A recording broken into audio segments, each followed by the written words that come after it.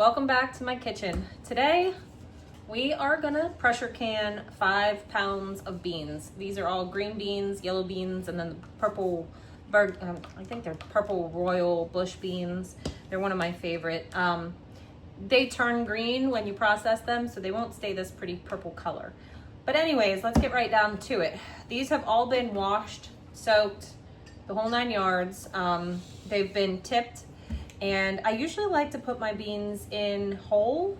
I like a bigger bean. You can absolutely snap these into smaller pieces, but I like to do them kind of whole, unless the bean's really big, and then I'll snap it in half. Now, I have my jars sterilizing in the oven over here, and today I'm gonna try to do mostly quart jars. So we have a bigger family, and everybody, for the most part, likes beans. When I use beans, I always end up using 2 pint jars. So I figured, why not just go ahead and do the quarts? That way it makes life easier, saves me jars, all of that good stuff. So I'm gonna come over here, and I'm gonna get my jars out of the oven, and then I'll be right back. Okay, I'm back. I got my jars out of the oven. I usually put them in there at about 230, 240 degrees for about 10 or so minutes, and that will really just get them sterilized nicely. I should also mention that I have my pressure canner already preheating over there, so it'll be nice and ready to go. We're just gonna take our beans and start packing them in the quarts. Now, actually, maybe I will probably break some of these bigger ones up. Usually, in the pint jars, I try to stick them in there standing upright, but these ones, since we're doing quarts, it'd probably be best if I do smaller pieces. Some of these, like these guys, are pretty small, so we're just gonna stick them in there. What's that? Can I fill them up with water when you get? Yes, she wants to fill them up with water, Harley said, and that's perfectly fine. What I will ask for you to do is put the teapot on high. So I'm doing a raw pack method, which means we're not blanching these first. We're just putting them straight into the jars, and we're gonna cover them with boiling water. And I find the easiest, most effective way to do that is to turn your tea kettle on, and when it's whistling, it's boiling, and you can just pour it straight in. It's so easy. And also, can you do me a favor? Yeah. Can you go, I think it's in the hall. I'm not sure where out in there. My metal, my wooden. Isn't that down with their canning stuff? I don't know. Can you look for it? Yeah. I have a old-fashioned wooden smasher, pretty much, and I like to use it for stuff like this because it can really pack things down without me having to use my hands. There it is. Yeah, I thought it was in the hall. I thought I seen it over there. Rinse it off in case it's dusty. Live in a farmhouse and things tend to get dusty in the summer especially. So we're just filling these up, and I picked these beans yesterday. I should have probably have done this yesterday, but you know, things get away from you. I had to run for feed for the animals. I had to stop by my dad's house, so things just have a way of getting put to the side. I'm actually glad I'm getting to them today. In years past, I would have been like putting them in the fridge and trying to sit on them for a little while. Not actually sit on them, but try to get them salvageable till I was able to actually get to them. May I have? Thank you. Uh-oh. I don't think it fits. It doesn't. It's for a wide mouth jar, so that's okay. We'll just go ahead and use the end of the spatula to just push it down. These jars are piping hot, so I don't really want to grab them if I don't have to. This recipe is pretty basic and pretty simple, but it comes out of the Ball Complete Canning book. They have basic recipes for hot and cold packing all your vegetables in the back, the ones that the FDA approves of. There are many different ways to do things, many ways to skin a cat, but these are the approved methods. Now, I will tell you, I do some things that probably are not approved, but you all have to do your own things. And, you know, at the end of the day, if you're canning food for sustenance, you want to make sure you feel comfortable eating the food that you're putting up. So this book is just a really good place to start if you are getting into canning. Again, this is pressure canned, so usually makes people that are new a little bit nervous. I've pressure canned things now a lot, and It's really simple. It's very easy. You just have to pay attention. You make sure that you know, put the right amount of water in and just babysit it. That's the biggest thing I have to tell you is if you're pressure canning, you want to make sure that you have time to babysit your pressure canner.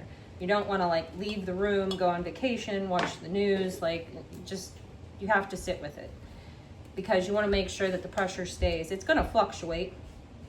You want to make sure that it stays consistent. All right. Now the recommendation is 1 inch.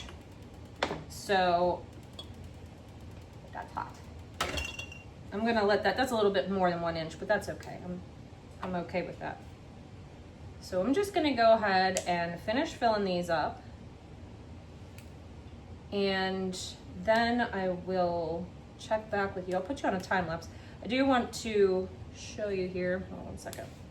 Once you get all of your beans in there, you're going to add, a lot of people are going to use regular canning salt. This is organic pink salt. 1 teaspoon in a quart. If you're doing a pint, it's ½ teaspoon. And that's going to go in every jar. And that's literally the only ingredients in this is just salt and beans and boiling water. So I'm going to put you on a time lapse. I'm going to get the rest of this all into the jars, and then I'll check back with you when we start filling them with the water.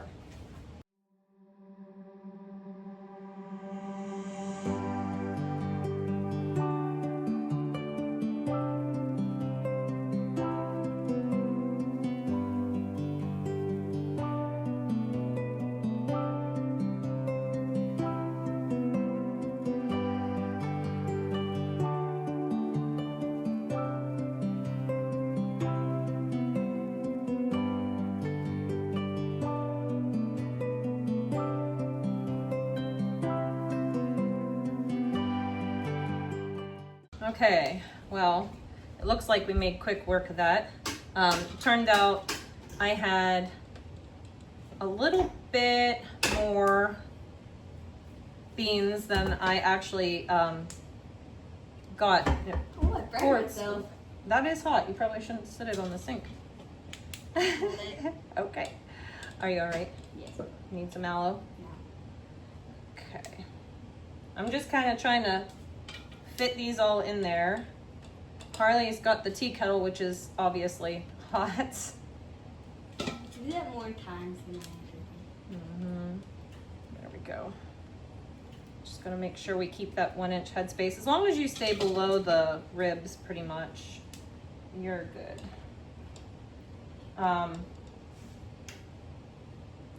Snapping beans is like a core childhood memory.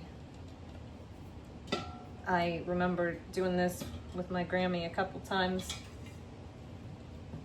They didn't can a whole lot, but I do remember doing it. Okay, now Harley has the boiling water. Let me grab the funnel. Okay, we may have to do this kettle a couple times, but you're gonna just fill it up. Again, 1 inch headspace. They make tools to measure it a little more. Go up to that, right Right there. Yeah, right below that bottom rim. You can use a ruler if you need to. Once you've done it enough times, you pretty much can eyeball what 1 inch is. And for us, it's going to be just right below that lip. Good. Let's do this one. You want to do this one? Now, I do have a couple pints. The pints go into the pressure canner for a little bit more. 20 minutes, and the quarts 25. But since I have the quarts, they're just gonna all go in for that 25-minute mark. We gotta refill it up, huh? All right, apparently we need more water. In the meantime, I'm gonna show you how we wipe the rims and Turn green. yeah. Now Harley made me this really nice little rim and flat dispenser. She 3D printed it. It's really, really cool. I'm gonna come over here and get more flats.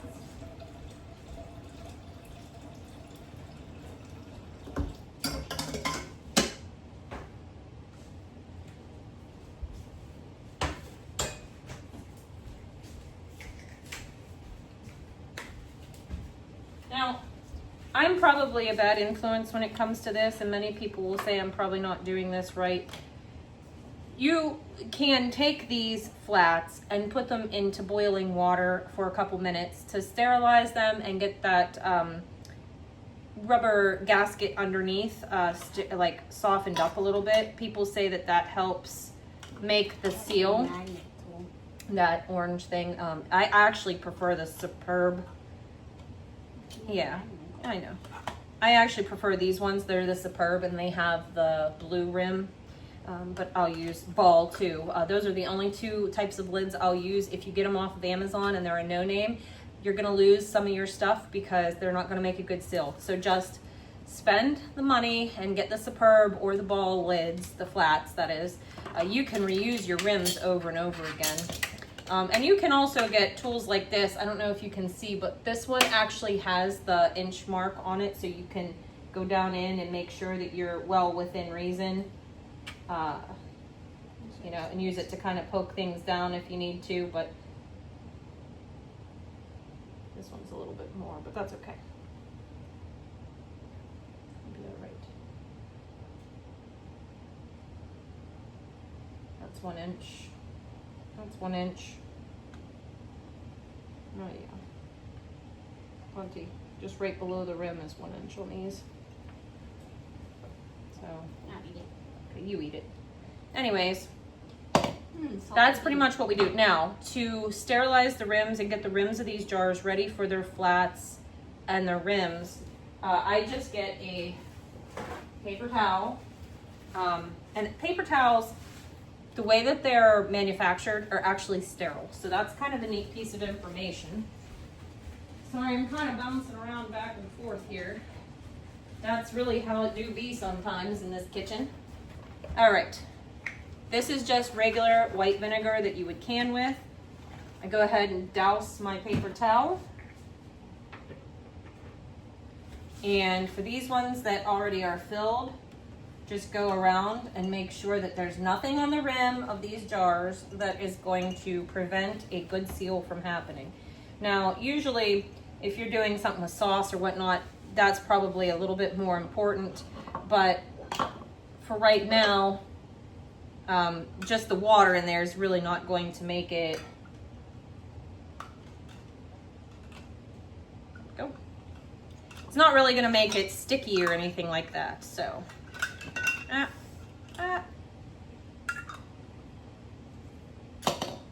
right, and then we're just going to finger tight, guys. Finger tight. Don't be cranking on your lids. Get them on there. Give it a little turn. I don't know if you think you need a new one. We'll get you a new one. No, I think that's good. You want to make sure you don't like cross thread it down or anything like that. Yeah, good. Now these we can pick up and put in our pressure canner.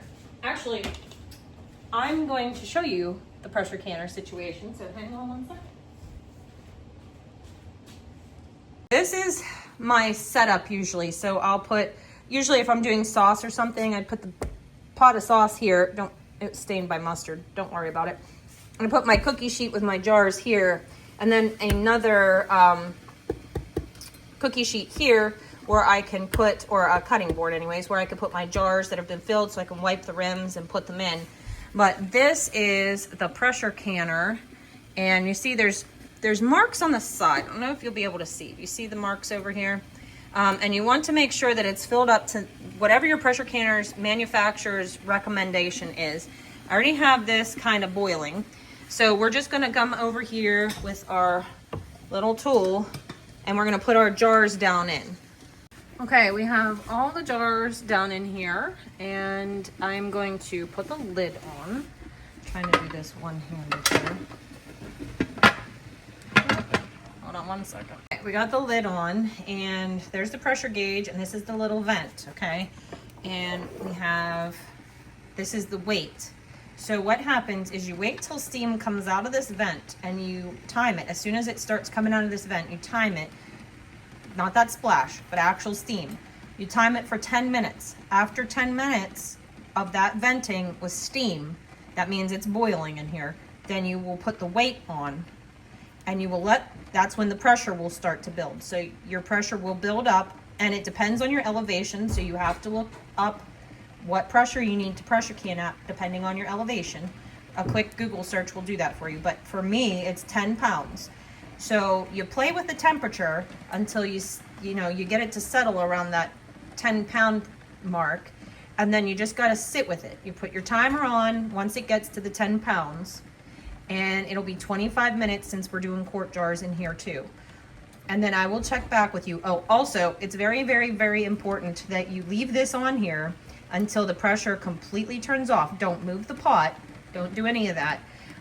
When it has been 25 minutes at the 10 pounds, you just turn off the stove and walk away at that point, okay? And this will automatically start coming down, and once it's at 0 and everything's kind of relaxed a little bit, then you can take this weight off. I usually use a glove, an oven mitt to do that because it'll be piping hot. And then just let it sit. Just let it sit. It's not going anywhere. Then we can open it later and take the jars out. So I'll check back with you at that point. All right, guys, so I realized I never signed off or showed you the beans the other day. So here they are, all sealed. The rims are taken off. They're ready to go down onto the shelf. I did have a little bit of siphoning with this jar and this jar, and that just means like some of the fluid, the water, funneled out. It still made a seal, but I'll use these ones first. That way they're not sitting on the shelf for a while. But as you can see, everything else looks really great. So I hope you guys can your beans or freeze them, whichever, but this is how you pressure can your beans. So I hope you guys enjoyed the video, and I'll see you in the next one.